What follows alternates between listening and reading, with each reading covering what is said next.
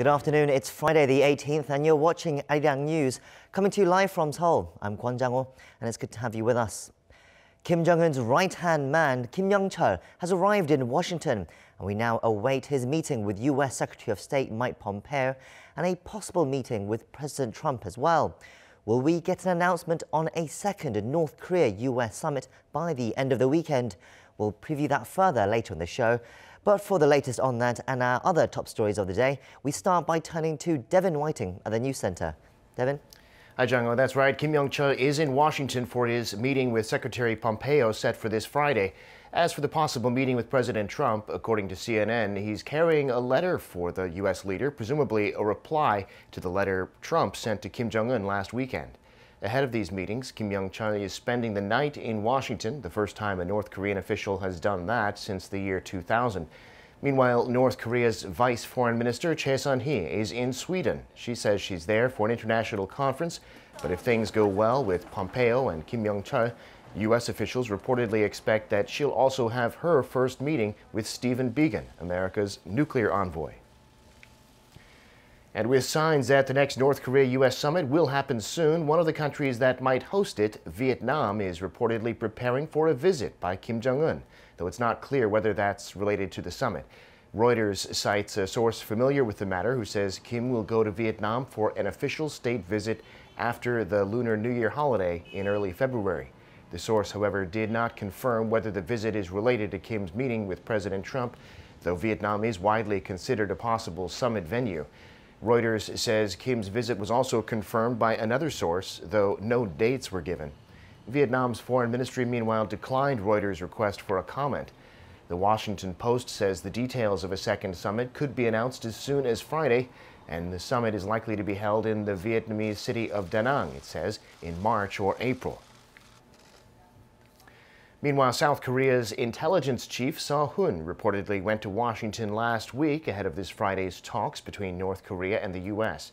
Diplomatic sources familiar with the matter say that the director of Seoul's National Intelligence Service was in the U.S. Capitol last Sunday and met with CIA Director Gina Haspel. No other information was provided about what was discussed.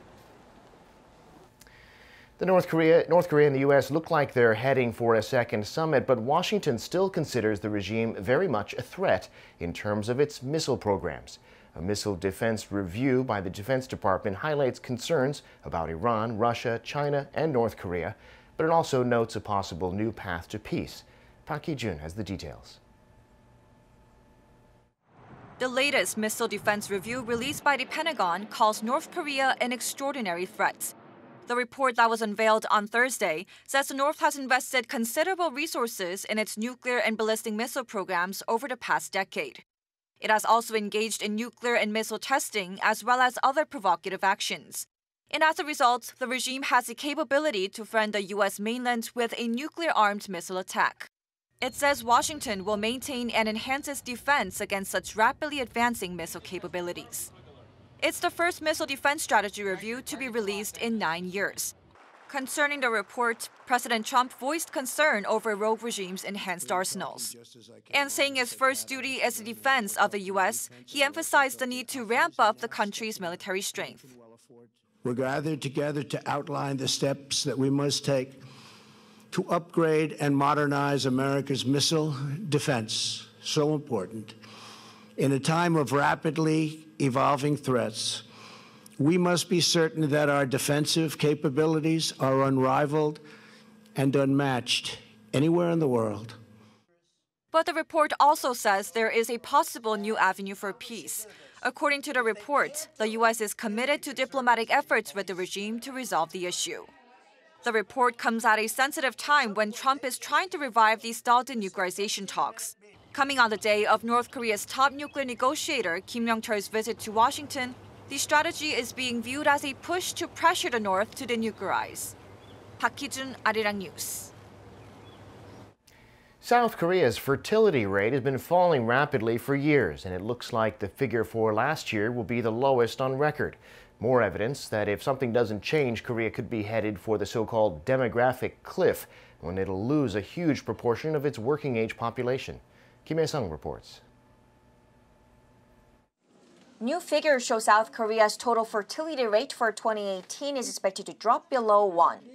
According to the Presidential Committee on Aging Society and Population Policy on Friday, last year's total fertility rate is expected to record between 0.96 and 0.97, with around 325,000 births in the country. That's down from 2017's fertility rate of 1.05, and it's the lowest rate since Statistics Korea began recording the data in 1970. The fertility rate is defined as the total number of children that would be born to each woman if she were to live to the end of her childbearing years. A rate of around 2.1 is needed to produce a stable population, but now the figure has declined to half that level. Korea's fertility rate also ranks as the lowest in the OECD, far below the OECD average of 1.68. The proportion of the population that is economically productive, aged between 15 and 64, has also started to drop from 2017 after hitting an all-time high of 73% in 2016, which could slow down consumption and production and therefore economic growth. To tackle the falling fertility rate, the Presidential Committee on Aging Society and Population Policy announced last December that it'll focus on maintaining new births at the 300,000 level through government support for parenting, such as medical care and child care. Kim Hae-sung, Arirang News. Meanwhile, production slowed down in Korea's automobile industry in 2018 for the third year in a row. That's according to provisional figures from the government.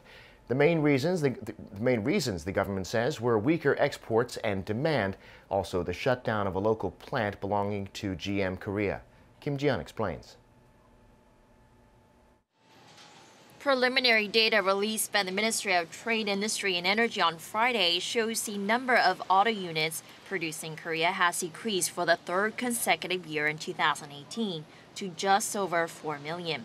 That's a drop of more than 2% from the previous year. The ministry says the abrupt shutdown of GM Korea's plant in Kunsan last February and slowing exports, as well as demand in the domestic market, are the main reasons for the contraction. Increases in auto exports to some regions like the European Union and Russia were not enough to offset falls in exports to the U.S., Korea's biggest auto market, which were down 6.5% during the 11 months leading up to November 2018 compared to the same period the previous year. For the month of December last year, auto production increased by more than 24% compared to the same period the previous year, mainly due to a base effect, to record more than 356,940 units. Auto exports for December also increased by nearly 23% due to increased sales of new models, including the Hyundai Palisade, the largest SUV model by Korean automaker Hyundai Motors, which was released last November. Also, a surge in foreign demand for eco-friendly cars has played a part in boosting exports in December. The Korean government announced earlier this week that it plans to help produce 6.2 million units of fuel cell electric vehicles and 1,200 refueling stations by 2040 in a major push to develop hydrogen technology. Kim Ji-yeon, Arirang News. And in the global semiconductor industry, it appears that mergers and acquisition deals have fallen sharply over the past 3 years. According to IT market researcher IC Insights, the total volume of M&A deals last year in semiconductors was $23 billion, down almost 17.5% from the previous year. M&A volume peaked in 2015 when it was almost $200 billion. The report said only a few deals were done last year, and none of them were mega deals, that is, ones worth more than $10 billion. It also noted that it's unclear whether the reason for the decline in M&As was the recent slow growth in the semiconductor market. I'm Devin Whiting, and those are your news headlines.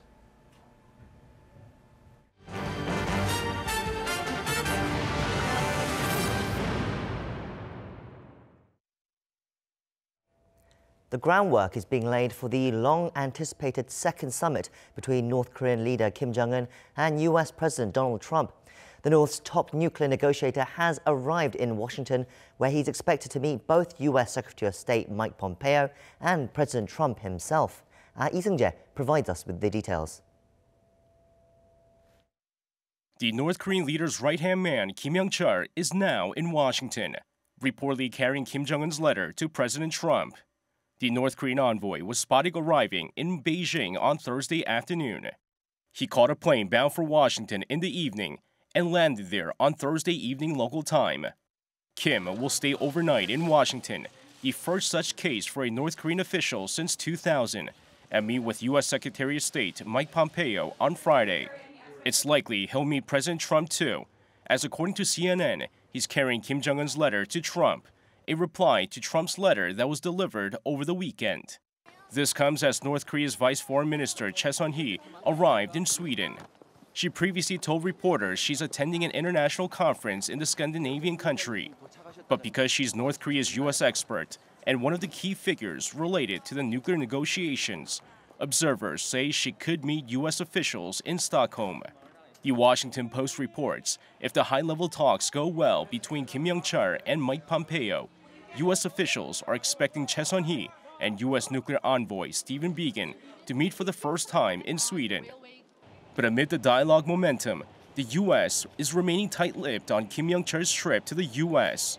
Asked if the State Department had plans to announce any meetings involving the visiting official, a spokesperson said there were no meetings to announce.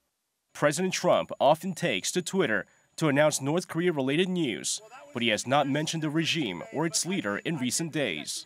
Despite the silence from the U.S., the two sides are expected to sit down with each other soon.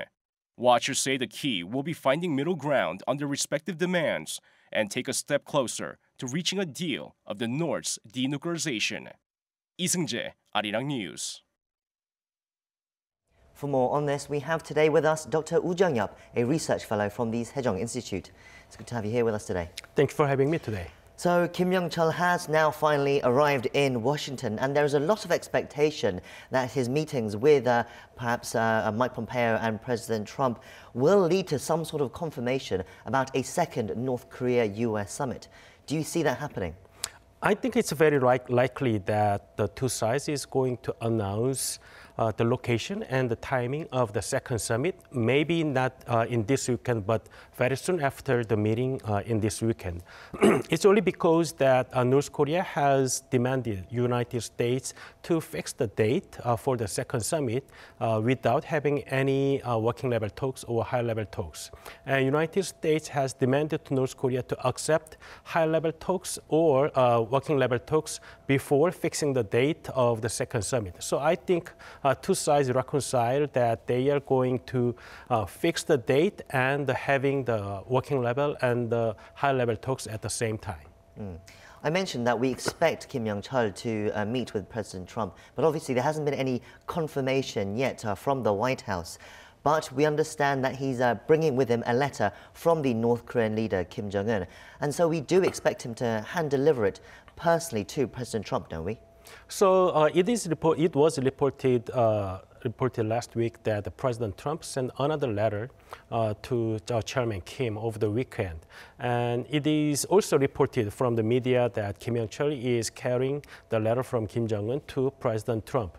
And neither side has confirmed whether Kim Jong-chol is actually carrying the letter this time or not. But considering that his visit last time, that it is likely that he's carrying the letter to President Trump.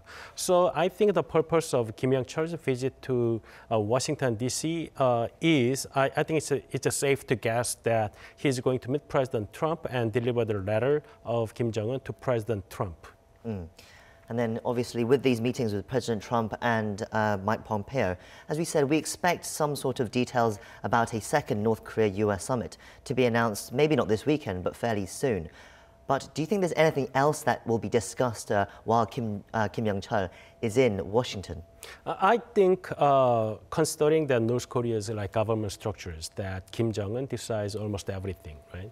And then there's no real progress at the working level to achieve the North Korea's denuclearization yet.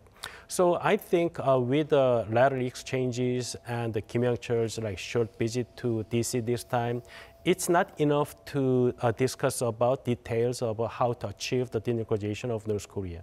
So probably they are going to reaffirm that they are agreeing on the, in principle, denuclearization of North Korea, but it would be very difficult for two sides to come up with any details about the denuclearization process with this meeting.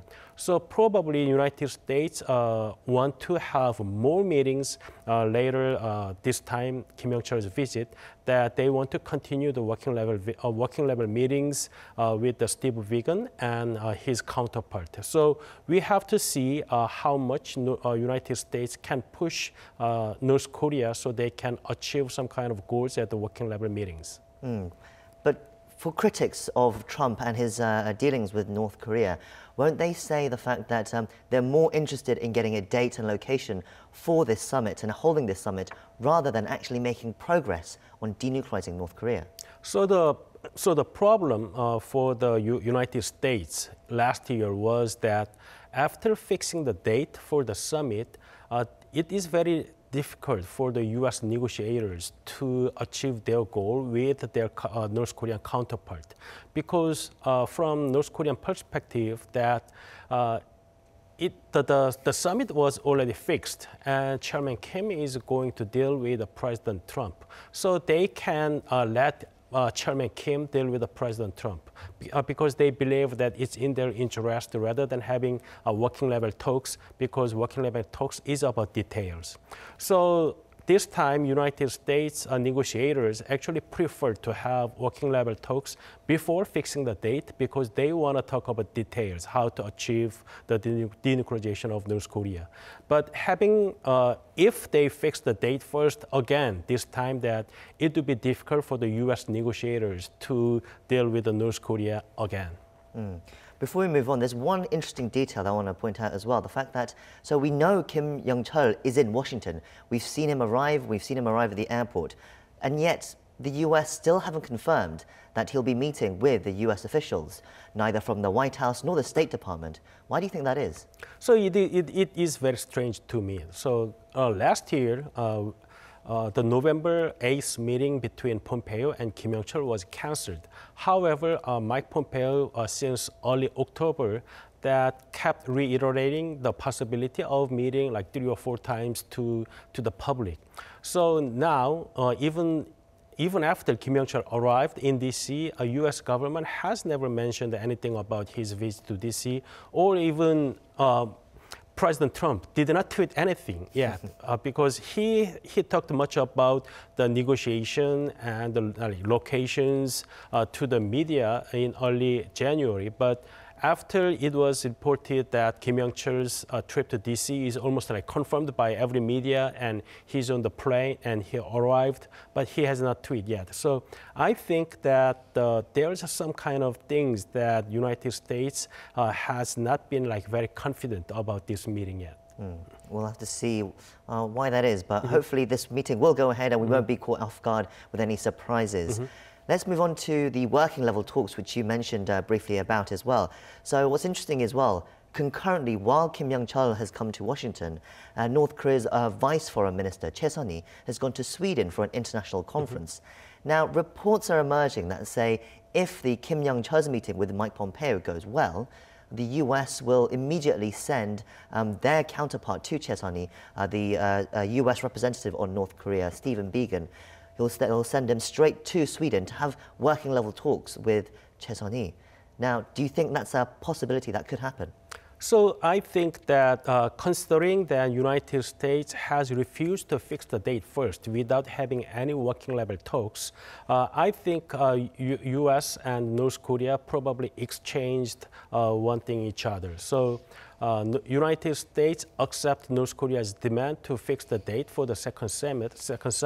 At the same time, that North Korea has to accept the first official meeting between Steve Biegun and Son-hui, because since his nomination at the late August last year, that Steve Biegun visited Pyongyang, but he has never met his counterpart Son-hui yet. So as a chief negotiator, it would be a very difficult situation for him and very difficult situation for the United States because they couldn't initiate any working level negotiation to achieve the North Korea's denuclearization. So I think two sides agreed to exchange working level talks with fixing the date for the second summit. But I think it is North Korea's a small win this time. So because after fixing the date, now it would be very difficult for U.S. negotiators to push North Korea into the corner to get what they want in the negotiation. So I think, again, it is very unlikely that United States and North Korea would produce some kind of detailed roadmap for the denuclearization with the working level talks this time. On the same day that Kim Jong-chol comes to Washington and Son-hui goes to Sweden, and there's all this anticipation for these meetings that are coming up, U.S. President Trump takes to the podium at the Pentagon and announces the administration's latest missile defense review. And in it, he says, the report says North Korea is described as a rogue state which continues to pose a, quote, extraordinary threat to the U.S. Now, that is quite a strong language in the review, especially when you're about to start negotiations. Why has this report come out now, and do you think it's a deliberate tactic to pressure North Korea? I really don't think that the date of release of MDR, Missile Defense Review, is deliberate because it was anticipated last year, but because of United States deal with Russia about INF treaty, so it has been delayed.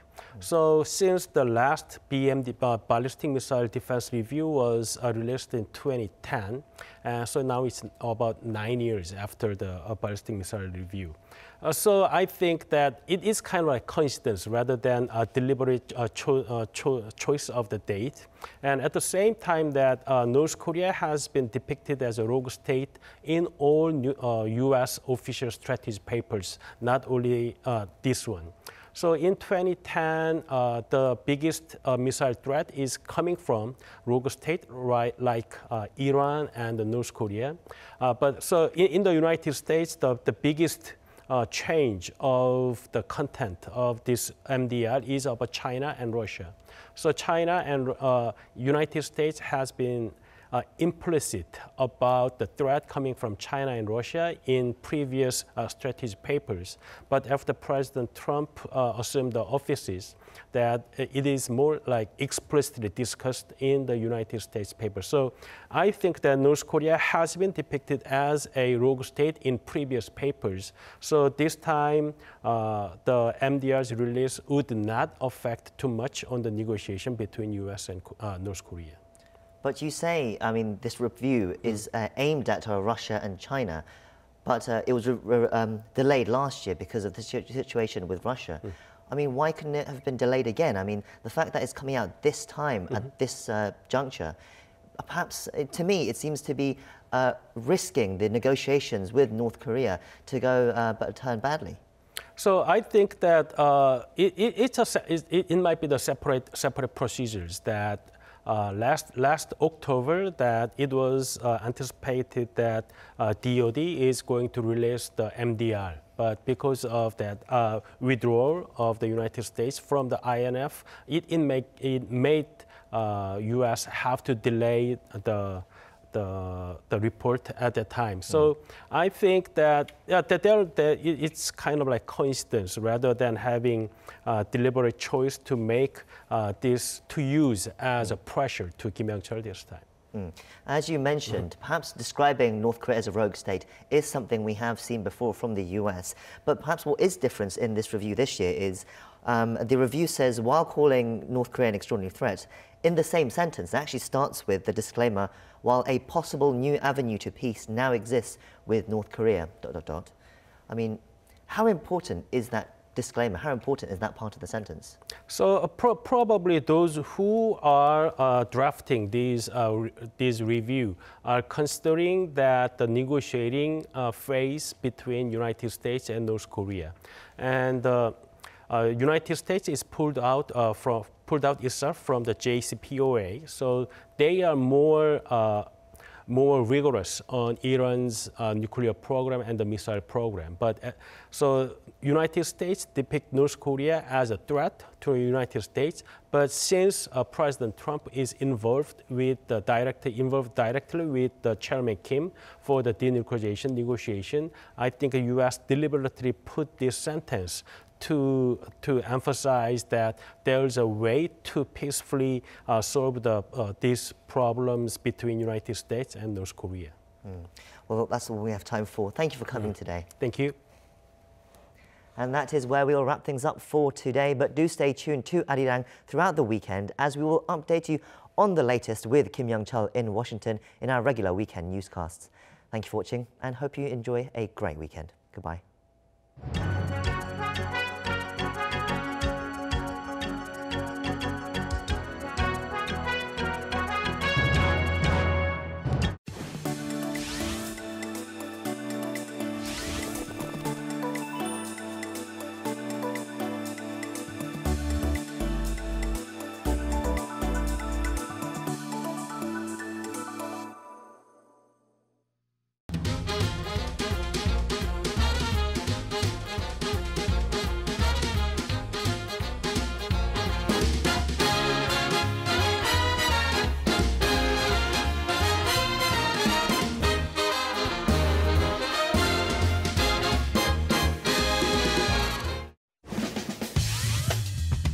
January monthly highlight. Hospitals, they operate much like a listed. Get all the news happening in and out of Korea. Foreign correspondents bring in different journalists from all over the world to sit down and discuss the most recent issues, Fifth of the price. So while revealing behind stories as well as their own personal opinions regarding the events. From exclusive backstories and more, understand current affairs through the engaging conversations and debates on Foreign Correspondents. Have you heard of Smart Factory? It refers to high digitized and connected production facilities that rely on smart manufacturing. Thought to be the so-called factory of the future, the term was created amidst the strengthening manufacturing capabilities of various countries around the world. Here's your chance to check out the latest achievements based on the Smart Factory project. Smart Biz Accelerators. hello, Ambassador. 2018 has been a big year for international diplomacy in Korea. Believing in the importance of exchange and cooperation in today's global age, the show seeks to reinforce relationships between Korea and its close allies. Join us as we connect with foreign ambassadors to better understand Korean politics, economy, culture, and more. The Diplomat.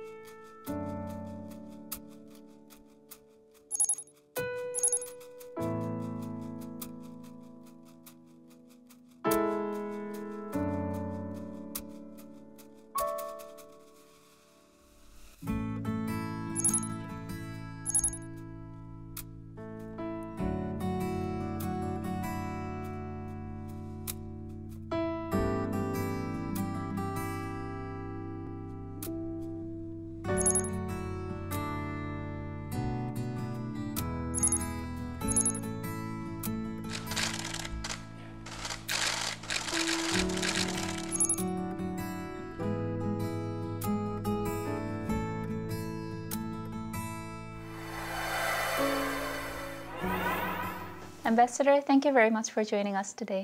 Thank you. Thank you for joining me. So 2019 is a very special year for Korea. It marks the 100th anniversary of our March 1st independence move and also the establishment of provisional government. What are your words for Korean public? What is important for all the country when you have just as I said, a provisional government is very important just to have an independence and to have just finally after, let's say, a couple of decades of a very sad history to recreate your own structures and to recreate your own nation and to recreate independence. This is very important. So my words is that I hope that would be one and forever such an anniversary.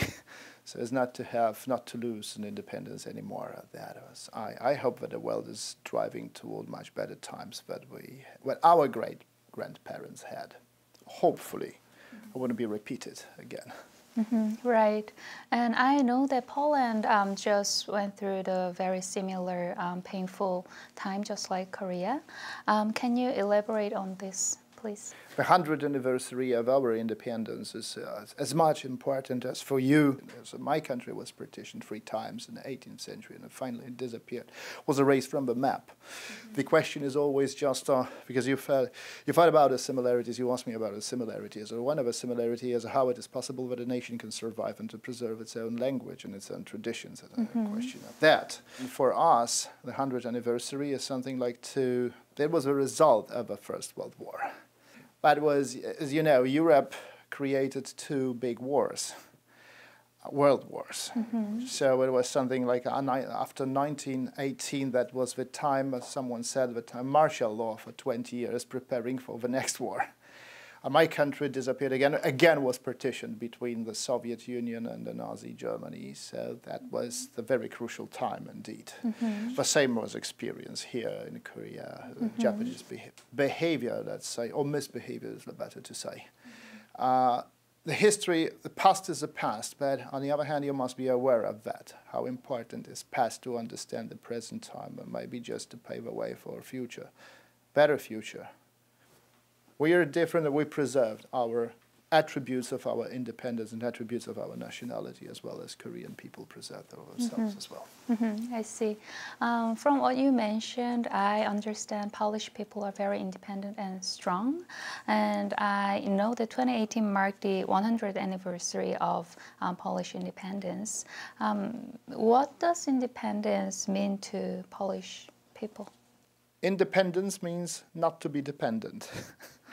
When you are dependent, what does it mean? It's not necessarily, but you can, because you might have in international relations there is something like a sphere of influences. What does it mean a sphere of influences? When some countries, more powerful countries, impose in sphere of influences means that it affects the decisions. Dependency means that you can be partitioned, erased like my country from the map, or you can be dependent in that case of that your parliament follows the way of a more powerful country like the Soviet Union that was contradictory to our national interests as well. So we were in a Warsaw Pact, for instance. We didn't want to be a member of a Warsaw Pact, but we had to be that. That was semi-independence. This means that this is attributes of freedom, attributes of independence. I see. What was it like commemorating 100th anniversary of your independence here in Korea, where we share a lot of historical similarities? Yes. First of all, how we commemorized. We jogged together with 400 people, and I was not the last one in that running, yeah? I was just in the middle. I was very afraid to be the last one, but hopefully I wasn't. So I celebrated my independence, so to be somewhere in the middle. And I was very glad to see many people, and really that was something like the atmosphere, which is the town hall was enlightened in the colors of our national flag, white and red. So this was the moment that is really you can commemorate forever when you have such a building which is enlightened in your national flag colors.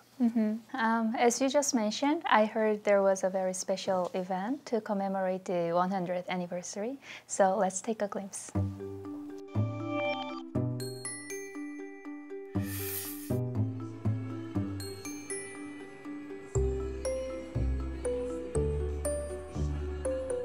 A large crowd of people gathered last November at Duksa